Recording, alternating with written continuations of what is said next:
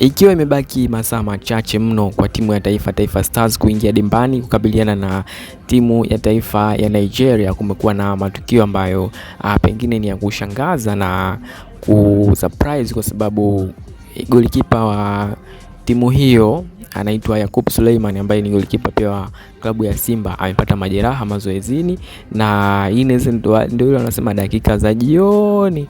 Kwa hiyo ni kama story inaenda kuwa mbaya, kwa sababu ni golikipa ambaye alikuwa anategemewa, ni golikipa ambaye watu wote walikuwa wanaangalia macho kwake, na yeye ndo amebeba matumaini ya lango la Tanzania.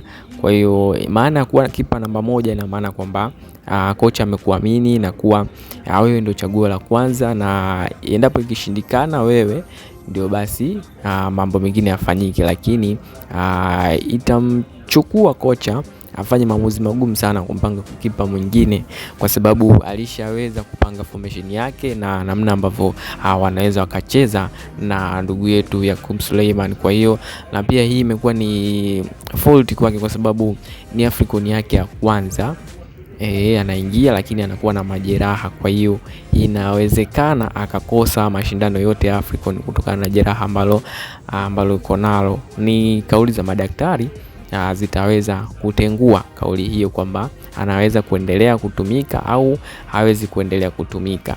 Kwa hiyo Taifa Stars ina mtihani mkubwa sana, lakini wengi wakiipa nafasi timu ya Nigeria kutokana na uzoefu ule kwa nao katika mashindano hayo dhidi ya Taifa Stars, kwa sababu Taifa Stars ilishawahi kwenda, lakini sidhani kama ilishawahi kuvuna alama hata moja kwenye michuano hii ya African ya mwaka 2000, ilikuwa 2000 na ngapi, na 19.